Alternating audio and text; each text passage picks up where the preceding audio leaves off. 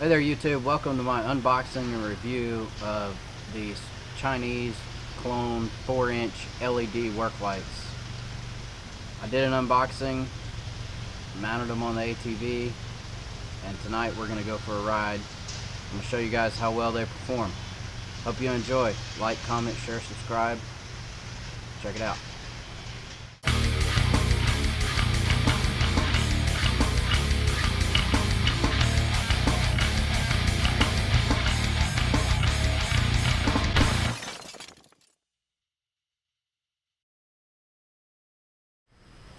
Alright YouTube friends, I've wanted to play with these for a while.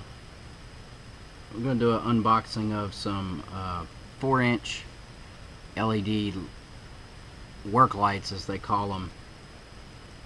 I think Oxbeam is the original manufacturer of these, and the Chinese took off with them. You can find them on eBay as low as, I've seen them for $12 for 2 of them. So I picked a pair up,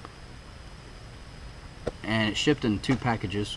I picked a pair up, got the lights in this box, and I ordered a wiring harness that has the switch and relay and all that stuff. I believe it's like 10 foot.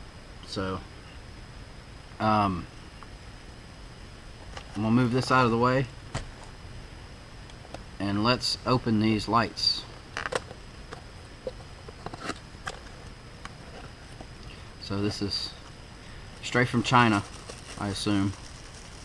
It was shipped from the US, but 2 different places, which is weird.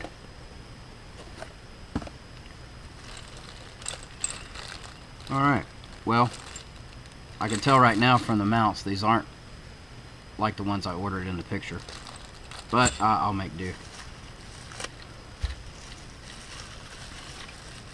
These look identical to what I've seen, the Oxbeams.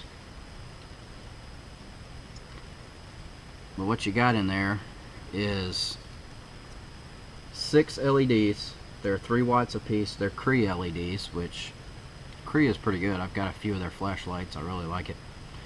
They're super bright. These are 3 watts a piece, so they advertise this as an 18-watt work light. I've seen them called driving lights, fog lights, work lights. Seems to be metal on the sides. I believe it's all aluminum. That's good, they're not plastic.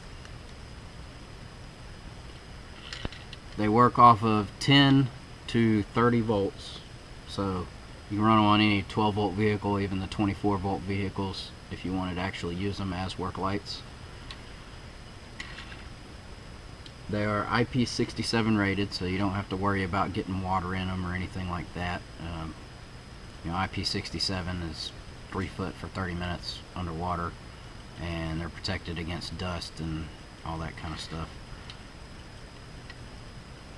These are 60-degree floods, so they're not spotlights, they're floods, more like, you know, your headlights and stuff like that.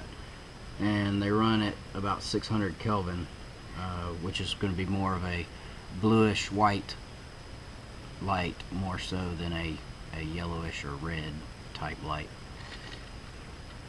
So it seems pretty solid. That what you hear rolling around is that nut in there that you use to mount it with.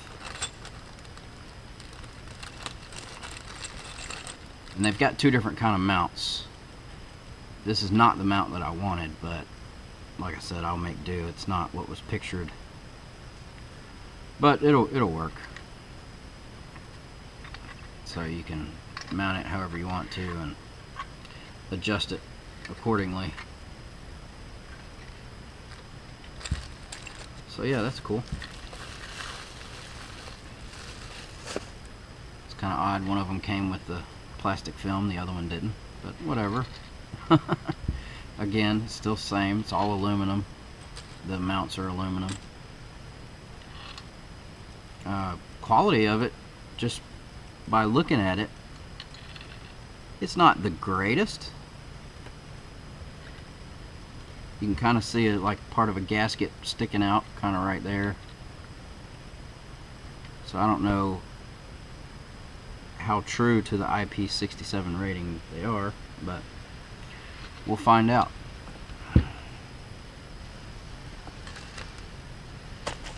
Also got, like I said, this wiring harness. Has a 3M sticky back switch built in, just on and off, and it's got 2 LEDs. You got your lead that goes to a single light, which I'm going to split it off for both of these. You've got a 40 amp, so it's a 40 amp 14 volt relay, and then a fuse. Comes with a 30 amp fuse. Should be plenty for this, for both of these lights. And it comes with, you can disconnect the switch.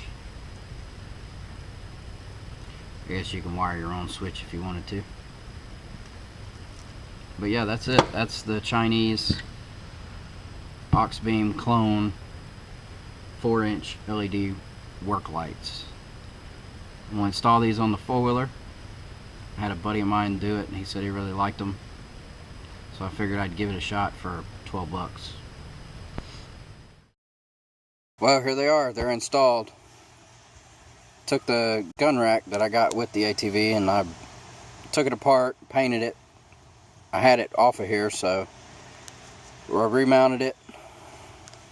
4-wheeler's still kind of dirty, that silty mud crap. Mounted the switch right here. Even though it had the 3M adhesive, I still put a zip tie across it just to be safe. But see, I said I'd make do with those mounts. That's no problem. They're on there. I mean, it's not moving independent of the whole steering assembly, so that's good. There's a little pouch down in here on this 4-wheeler that's got a bunch of connections in it. So I spliced a wire out of the original wiring harness. Now the original wiring harness, I will show you. The original wiring harness was not meant to use the keyed ignition, so it was meant straight to go to a battery source, which is fine. So I did that. There's your positive, your negative. There's the fuse right down there. There's the relay right there, and I ran the wires along the frame here. You can see there's one zip tie I used right there. It runs along the frame, along the tank, and then comes back up here, and I got the bundle zip tied to the frame right there, and it comes up and around.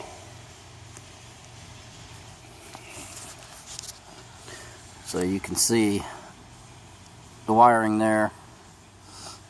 Got them wired both together, taped up real good. I don't have any heat shrink, unfortunately, or else I would have used that.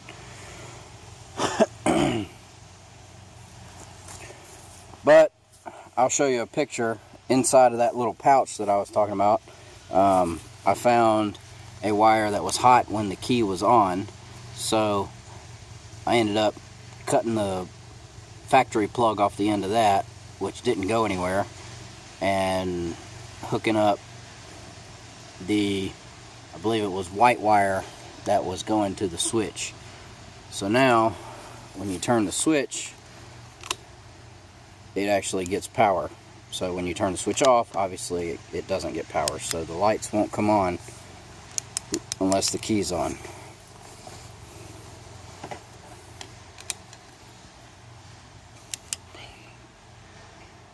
But they work. If you got any questions about how I installed it, just ask. It's no problem. I'll do my best to answer any of the questions I can. Like I said, these mounts are sturdy. Ended up using 2 different length bolts because, you know, you use what you got. It's not going to interfere with anything. I'm fine with it. But I'm glad I painted all this. It looks real nice now. Yeah, so tonight we'll go for a ride. I'll show you how they perform. And I'll give you my opinion on what I think. Alright guys, see you in a bit. Alright, I drove out in the woods a little bit. There's the shop. Around the other way, behind me, is a house right there. As you can tell, it's pretty dark. So, I'm going to do it without the four-wheeler running, so it's only going to be 12 volts. But there's your low beams, high beams, and that's the four-wheeler lights. And now I'm going to hit the switch on here. That's your LED lights.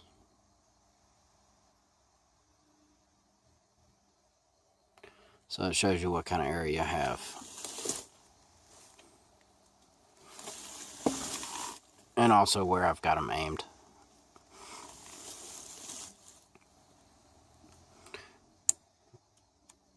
That's your low beams and high beams. Low, high.